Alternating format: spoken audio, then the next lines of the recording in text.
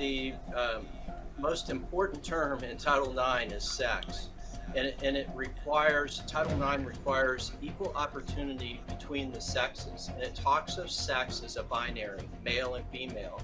When Title IX was passed in 1972, there was no discussion or even thought that a male could identify as a female and be counted as a female. So Title IX actually provides the solution to these questions. And people have tried, and activists are now trying to change the meaning of Title IX, but the meaning of Title IX is very clear.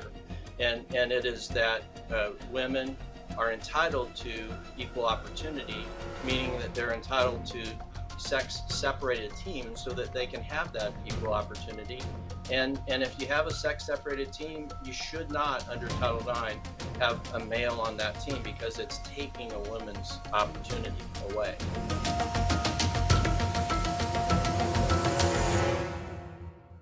Welcome to another episode of Counterculture, the show that stands at the intersection of reason and faith in the battle against sentimentality.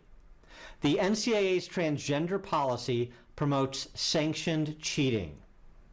That is a statement William Bock made in a Wall Street Journal op-ed he penned explaining his resignation from the NCAA's Infractions Committee. Given Bock's 13-year tenure as general counsel for the U.S. Anti-Doping Agency, and his work as the lead attorney in the investigation of Lance Armstrong and other members of the U.S. cycling team, this is no small matter. In fact, argues Bock, the advantage Lance Armstrong gained over his competitors on the streets of France by taking illicit performance-enhancing drugs pales in comparison, his words, to the advantage Leah Thomas had over his female competitors in the pool. Maybe Riley Gaines is onto something. Maybe the madness in the NCAA has nothing to do with March. For if the evidence of the unfair advantage is as clear as the evidence of the biological differences between men and women, then why is this form of cheating acceptable? If the answer is as simple as making an accommodation for the politics of the day, does this precedent open a Pandora's box that imperils women's sports at every level, with spectacles like the recent story of the Australian women's soccer team that won a tournament with 5 men on the team, one of whom scored 6 goals en route to a 10-0 victory in the championship game? 10 goals is more than most soccer teams score in a season. So is 6 for that matter. You can tell I'm not a soccer fan, but I digress. I mentioned the trans cyclist Veronica Ivy on this show before. He contends the whole matter boils down to a simple question.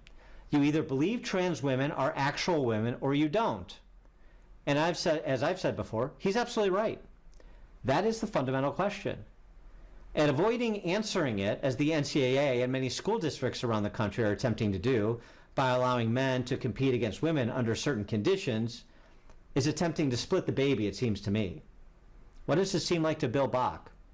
For more color and context on the future of sports and the NCAA's role in it, we're pleased to be joined by Bill Bock. Thank you, Dan. It's good to be with you. So why don't we just start with your resignation and your decision to go public with the rationale behind your resignation from that NCAA Infractions Committee. How did that all transpire? I wonder what the conversations were, to the extent you can disclose them or at least characterize them, between NCAA President Charlie Baker, former governor of Massachusetts, and other members of that committee over this issue of an unfair advantage being gained by men participating in women's sports.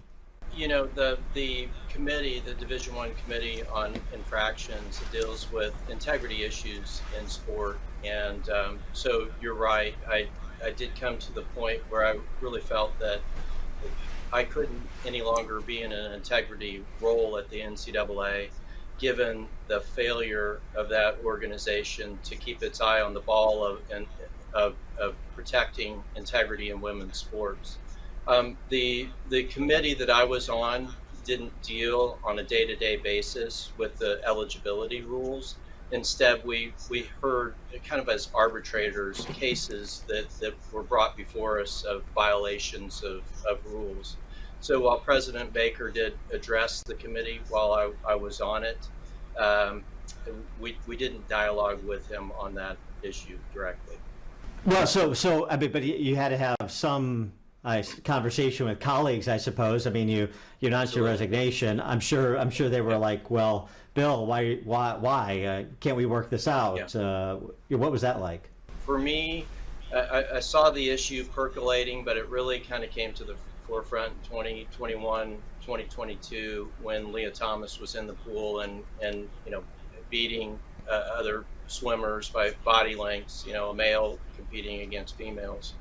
And so really from that point forward, I kind of decided, given the background I had with USADA, one of the most prevalent drugs used by athletes that are cheating is testosterone. It was used by Lance Armstrong. It was used by many other people. And I knew about how testosterone changes the human body.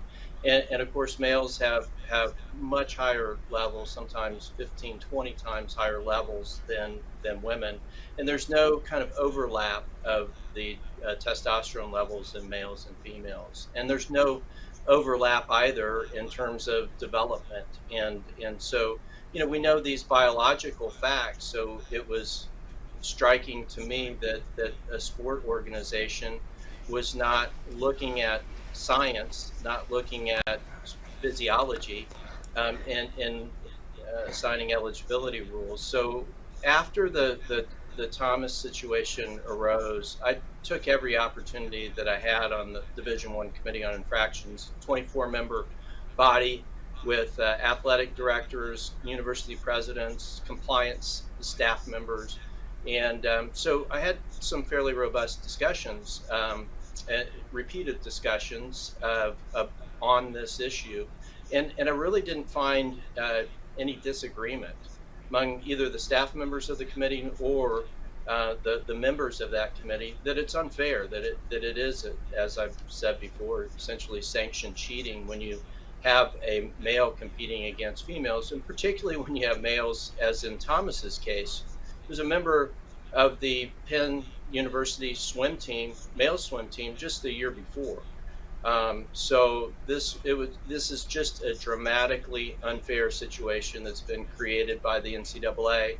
And as I had those conversations, I realized, it wasn't going to change because the rules have been in place for years. Charlie Baker testified before Congress this past fall and was asked question after question about the unfairness of these rules, and he deflected them. So I realized that things weren't going to change at the NCAA, and maybe we could get the ball rolling by standing up and saying, hey, I don't want to be involved any longer if you're not going to protect women. So this whole Leah Thomas story became this, international brouhaha, and everybody knows he was something like the 200th ranked swimmer when he was on the men's swim team at Penn, and then he's winning national championships lapping the field by when he identifies as a woman. So nobody's confused about this. Everybody has to know it's true, and I just wonder what people say to you in like a private moment. Bill, we know you're right. This is obvious. Everybody gets it, but we can't do it for this reason. And do they ever confide in you off the record, behind prying eyes and ears? Like, here's the real reason why we have to keep up this charade. It's pretty evident where this is coming from. The initiatives at the NCAA are really coming from the diversity, equity, inclusion, what they call just the inclusion committee. And so it's amazing to me that they're actually writing the rules of eligibility in sport, as opposed to anybody that's concerned about sports science or the integrity of competition. I have had, since I've resigned, a couple of people, a few people from the past saying that were with the NCAA saying, good job, somebody needed to stand up. And I have had a couple of people that have reached out to me and said, hey, I'm on an NCAA committee, I'm going to work behind the scenes. But unfortunately, it's not been a very significant number. There is a real culture of coercion and fear on this issue. People are afraid of losing their jobs, and they're afraid to speak up.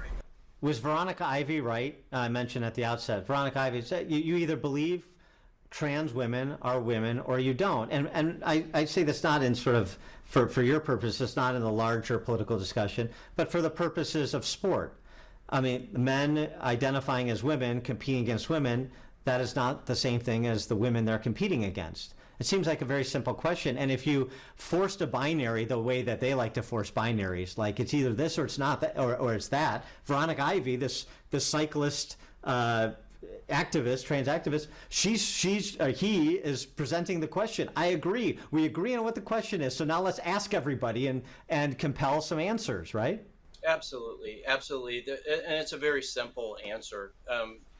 Biology does tell us that men and women are dramatically different, and sport physiology demonstrates that there is a vast performance gap between men and women at all levels of sport, and it even starts at the grade school ages, but it's very pronounced by the time you get to 14, 15-year-olds. That that 14 and 15-year-olds males have broken every women's world record in track and field.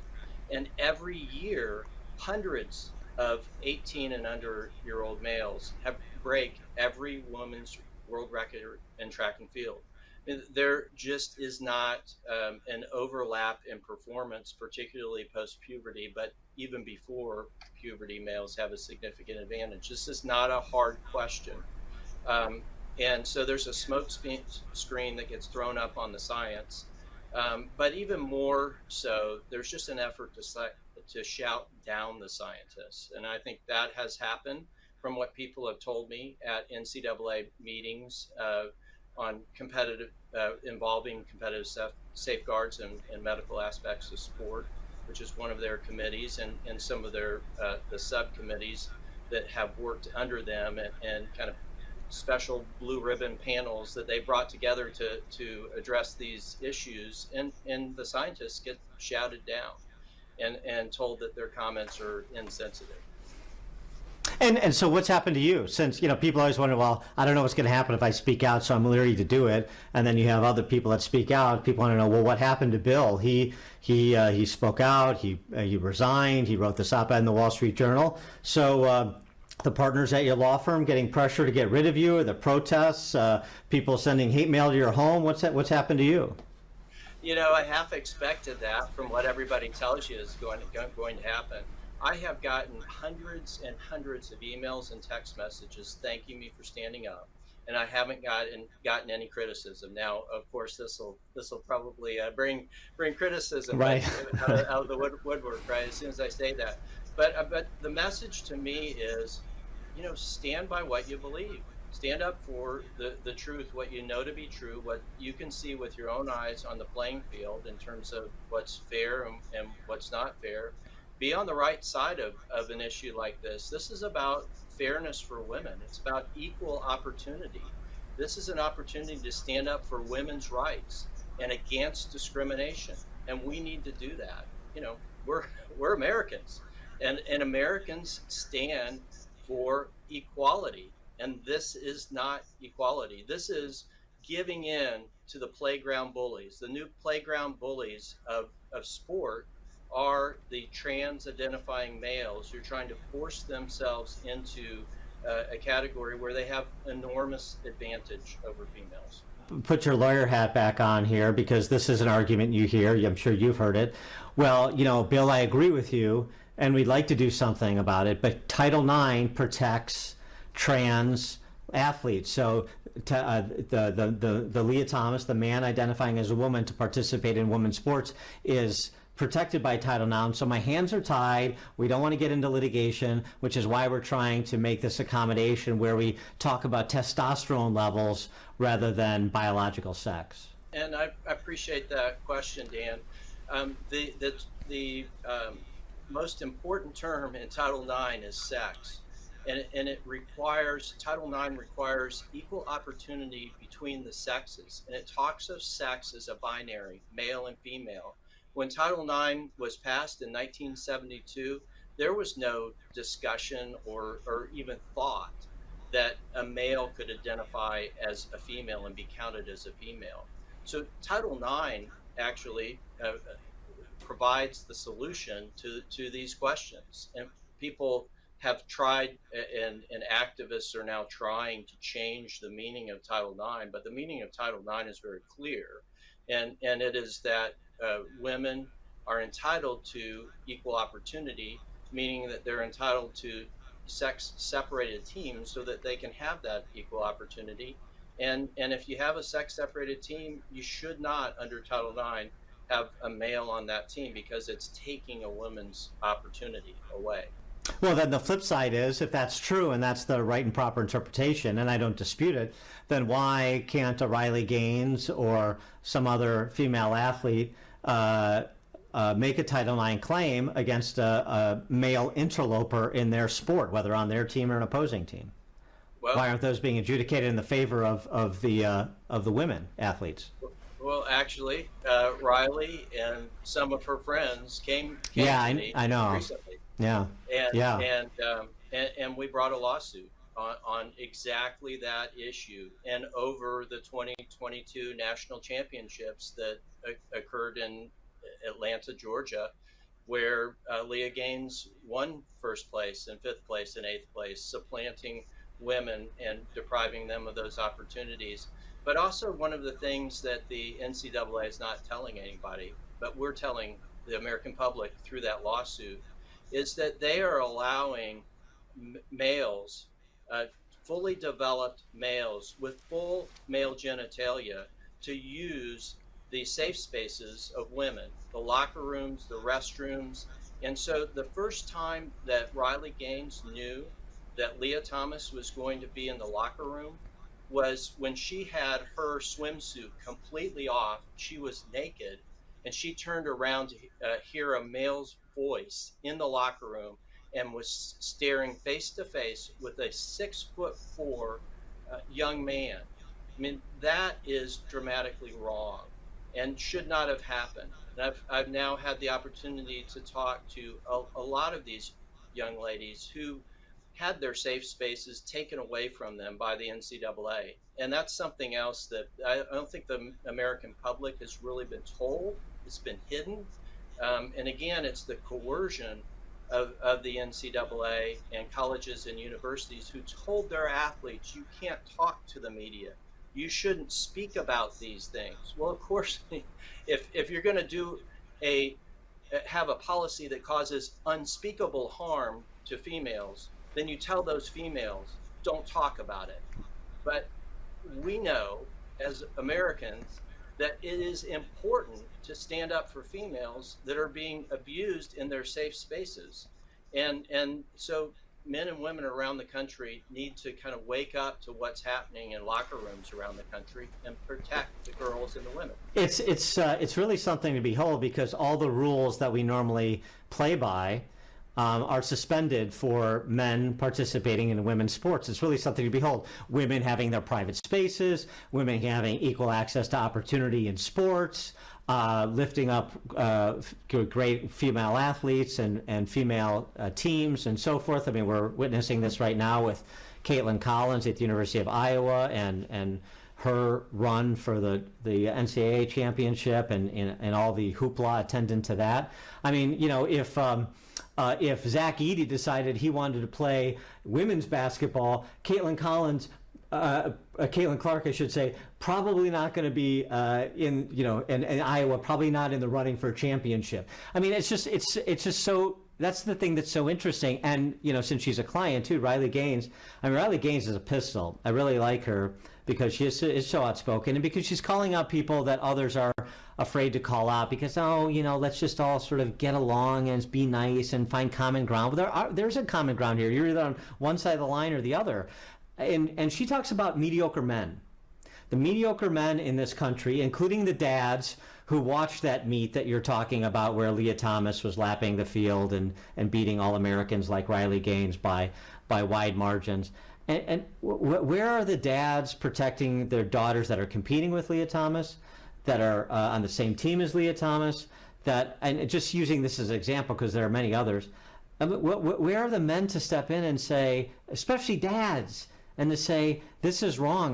Mediocre men, I think, is an apt phrase, the one that she uses. And I can tell you, there are 16 dads for my clients that are all involved and very engaged, and they've been just looking for an opportunity to stand up for their women and for their girls and their girls' opportunities and say this isn't fair. But we've just been talking down to them. We've been talking over them, telling them that they don't understand. But so it has taken a little bit of time. But I can tell you, this is an issue where people are starting to come to a realization of the truth, and I think that there's going to be change. And frankly, the NCAA can get on board with treating women fairly, or they can get out of the way because they have abdicated their entitlement to be a sport governing body in this country by their conduct. And if they're not going to uphold fairness in sport, I mean, why are they even there? And frankly, Charlie Baker ought to turn over the keys to somebody who's willing to do what anybody that runs a sport organization should do, which is protect fairness and safety of athletes. Well, and the other piece of this too, the opportunity piece of it, it of course redounds down to the high school level because you're talking about college scholarships. And if I can recruit men who are identifying as women to be on the women's team, and I otherwise have no sort of personal integrity about doing something like that, then you're going to have men taking scholarships away from women. And, the argument goes to, as I'm sure you've heard, Leah Thomas is a one-off. There's a few of these instances, but it's not changing the face of women's sport. Well, it's having an impact. Just ask, all the female swimmers who had to compete against Leah Thomas and other examples. They may be one-offs. It's not dominating the women's sports yet. But now you look back and you see stories because of this push and the cultural zeitgeist behind LGBTQ with the emphasis on T. Nearly 1 in 3 Gen Zers identify as a member of the LGBTQ community. So there's going to be more of this and more of this. And it doesn't take a majority of men participating in women's sports to end women's sports as we know it, does it? No, absolutely not. And one is too many, obviously, taking scholarships and placements and in some sports even threatening the safety of athletes. But you are absolutely... Yeah. I'm sorry to interrupt, but and NIL money in this day and age too. NIL money. Right. Real money on the table. Look at how much NIL money Caitlin Clark is making. Well, that's absolutely the case as well. There are dozens and dozens of athletes in the NCAA right now that are competing and that are male, and not all of them announce to the world that they are trans, and I think a number of them try to go under the radar on that. And the situation in youth leagues and at the high school level is even more dramatic, where you're literally seeing almost every day or at least every week a new situation where men have taken opportunities from women, where women have been hurt on the playing field or on the basketball court or on the volleyball court. And so this is a growing problem. And you're absolutely right to point to the economics, because the NCAA is feeding this problem because they're giving and permitting scholarships to be given to males to compete in women's sports. And so, they're providing a financial incentive to harm women. So the problem, it seems to me, is coming from below and above. Below being K through 12, above being institutions like the Olympics.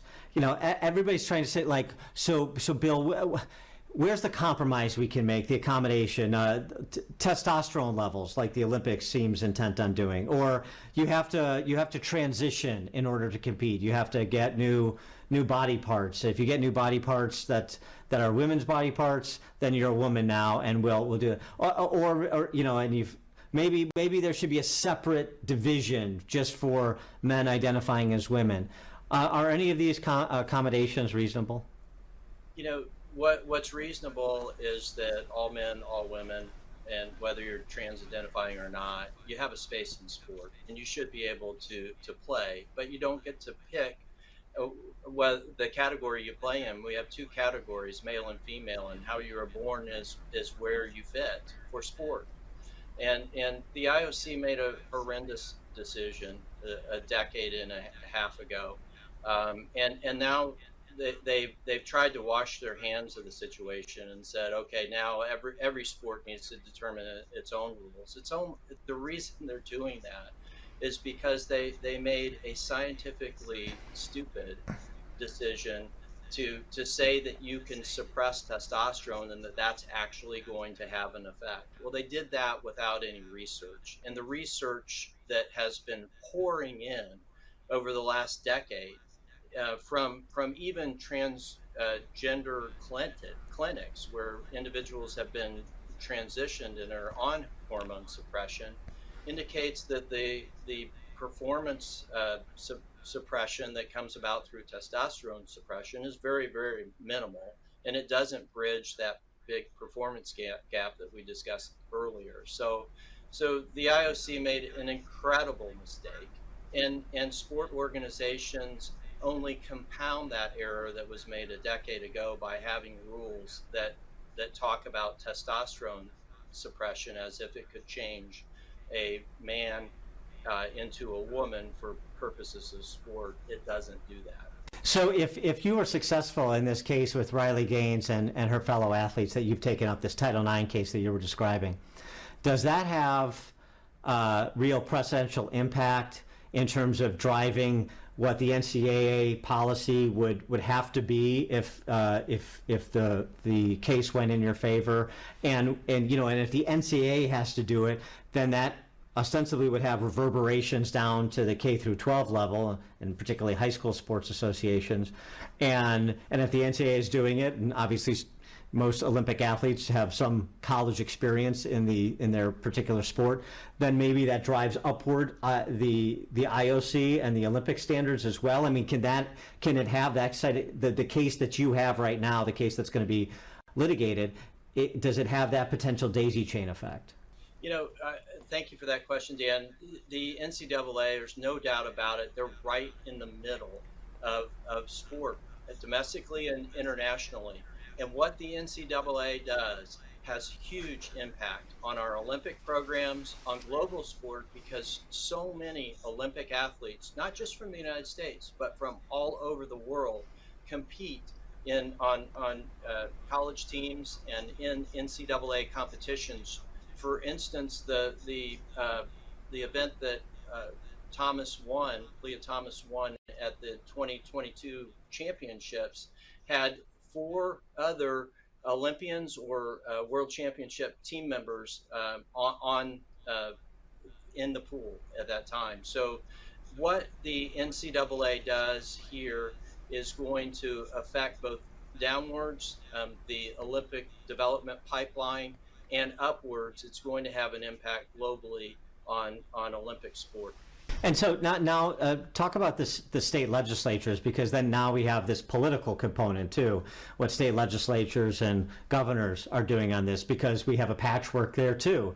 You've had more than 24 states, I think, at this point, eliminate men participating in women's sports, and then there's other ancillary issues to this, like with respect to puberty blockers and treatments for minors. So all these debates are happening in state legislatures, and with governors driving the discussion on these topics too.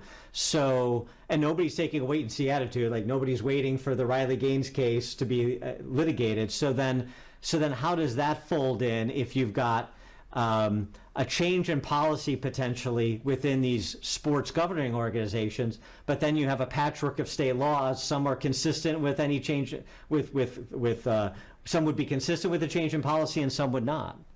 Yeah, great question. First of all, I think it's important to understand that this should not be a political issue. This should be an issue about fairness to women and protecting our girls in sport, high school, and women at the college level and beyond.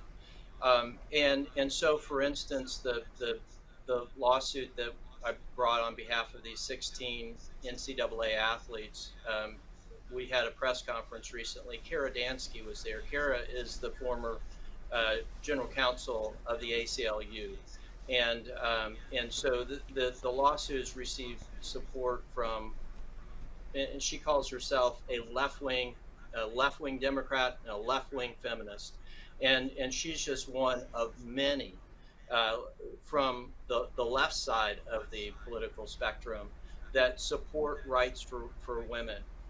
So unfortunately, the issue has been politicized, and we had a Wisconsin governor just in the last day or two who vetoed legislation to protect girls in sport, because the issue's been politicized, and because Governor Evers in Wisconsin wants to use it as a wedge issue. If you can imagine that, using young girls and their opportunities as a wedge issue to try to politicize this issue, that needs to stop, so that these legislatures who do have authority over high school sports and sport within their states can do the right thing and protect the fairness and safety of competition in those states. And that's an important piece of the puzzle as well. Do you see more high-profile athletes coming forward? You know, we haven't had a lot. I mean, and to your point about women that identify as left-wing feminists, I think Martina Navratilova falls in that camp, and she's been outspoken on this issue, and she's taken a lot of heat for it too, which probably chills other athletes from coming forward. But you know, but young women who maybe didn't have huge national profile. I mean, you know, swimmers at the collegiate level don't get a lot of ink. But because of Riley Gaines, going back to her, because she's been so high profile, so unyielding on this issue in an inspiring kind of way, you know, since you're in it, do you get like are the athletes you're representing, are they hearing more from former teammates and competitors? Are they hearing from pros in their sport or other sports? Did you sense that there is sort of a burgeoning coalition here? The girls that we represent are whistleblowers, and they have tremendous courage. So it's hard, maybe in some respects, to analogize them to everyone, because they're willing to stand up and be counted no matter the cost. But they have reported over the couple of weeks since we filed the lawsuit that they've gotten tremendous support from their communities, from their fellow athletes, male and female. And I could go on and on with examples, but I think in this moment in time, a lot of discussion in college sports is about name, image, and likeness, and the amazing amount of money that is available to athletes, and so it's really striking that at this moment in time, when male athletes are having tremendous financial opportunities, that we're depriving women athletes of those same opportunities. And as this continues and we have more and more males competing in the women's categories, the incentive to switch over to the women's category simply so that you can get all the approbation of people that say, oh, well, you've done something really interesting, and you get a lot of attention for that. But there's now a financial incentive too. And that's just one more harm to women who should be able to reap the benefits of name, image, and likeness, and payment of athletes, and they're going to lose out on some of those opportunities. Sure. I mean, look at non-athletes. I mean, the amount of money that Dylan Mulvaney makes from corporate endorsements. You know, if you're flamboyant enough, if you're tapped by the you know, sort of the Hollywood set to be an it person to market to particular communities. I mean, there is big money at stake. There's no question about it. And so the other thing too, and I don't want to leave them out, I want to go back to mediocre men, male athletes at the collegiate and professional level too. I mean, come on. Everybody knows in a locker room, if I said to my friends, I'm going to go do this, or I'm playing from the women's basketball team and I'm going to protect, you know, and I'm not ridiculing anybody who has like a mental health issue, but you say you can't do that. That's not right. And that's ridiculous. And they'd say a lot more things too that are less charitable. So the male athletes too stepping up to support Martina Navratilova's position, the position of other female athletes. I'm a little surprised on that score, because I know they know it's right. I know that when people are horrified when they see on the other side of it, a female pretending to be a man who fights a UFC fight and almost gets killed. I mean, this is insanity. Who wants to participate in this? And it's still. I'm encouraged by the suit that you've brought, but I'm still exasperated by the lack of people saying what we all observably know to be true. At some point, and this is one of those issues, you got to set aside the commercial endorsement opportunities. You got to set aside everything and do what's right. And funny enough, that what I think will happen when athletes do that, when they stand up for what's right, they're going to get those endorsements, because this is a 70% issue, meaning it is an issue in which 70% of the American public sees the right thing on this issue is protecting women's safe spaces and protecting women's opportunities in sport. So that is almost unheard of on any issue, to have that many people in support of that. So really, corporations, product endorsers, athletes, sport executives, they ought to look at the demographics on this issue. They ought to look at the fact that they are going against the grain of the vast majority of the American public, and ultimately that hopefully is not sustainable. Part of this is, of course, the backdrop of the presidential election, and just and which has been going on for several years now, all running concurrent, and it just, everything gets funneled into the cults of personality on both sides. And so maybe when the dust settles after November between Biden and Trump, you can talk a little bit more intelligently, although probably not, because one of them is going to be in the White House, and the other side is going to be despondent. But just get back to, it's not connected to a particular presidential candidate or a particular party. Just separate, get rid of all the personalities, and just go back to the fundamental questions like we started with, and just answer the question, and then follow the logic where your answer to that question leads. It doesn't seem like it should be so hard. It doesn't seem like it should be as difficult as it is. And also, I mean, again, I think challenging dads and brothers, I think that needs to be done between people's eyes. I mean, I think people really need to be shamed for their silence. I think it is true that, as you say, it is just an issue that you really just got to get back down to brass tacks. You got to look at the key drivers and what's really fair and what should be happening in sport, and that is obviously, again, competitive fairness and protecting the health and safety of athletes. And if you care about those things, then you're going to be really sensitive to the need for a women's category that's only women. There is, while I agree, separating from politics is important. It's also probably important to understand there is a sort of Damocles kind of hanging over our heads, and that is that the Biden administration has already announced regulations that they want to implement that would alter the meaning of Title IX and require that males participate in the female category. So the Biden administration, the current Department of Education, current Department of Justice have already said that is their guiding light, that they want trans-identifying males competing in women's sports, and that they're going to pursue that. So the election will impact that issue and this issue. It shouldn't. This ought to be a bipartisan issue. Like I said, it's 70% issue in terms of the American public. That means a lot of Democrats and a lot of Republicans are united on this issue. But unfortunately, that realization, for whatever reason, hasn't trickled up to the people that make policy for the Democrat Party.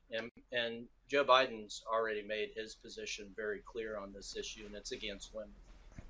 That's a great point. We're on the clock, as it were. So, I mean, do you have any sense at this early stage of what kind of timeline you're on to get your case adjudicated?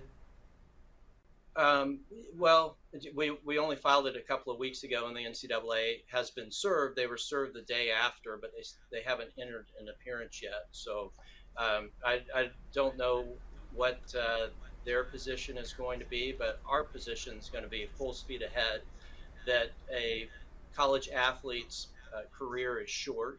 Every athlete only can play in collegiate sports if absent the COVID year that everybody got, 4 years. And so the young ladies that are competing now need a decision very quickly. And that will be our position. We won't be seeking extensions of time in the case. We'll be asking the court to get to a resolution and hopefully give us a nationwide injunction that restores sanity to college sports. William Bock, former general counsel to the anti-doping agency and practicing attorney in a number of areas too, which we didn't get to, including individual rights and COVID litigation. And I would have loved to talk to you about that someday too. But really appreciate your time. Best of luck with the case. We'll be following it. Please keep us updated. Thank you very much. Thank you so much, Dan. Appreciate you getting these issues out there, really addressing them with some hard-hitting questions.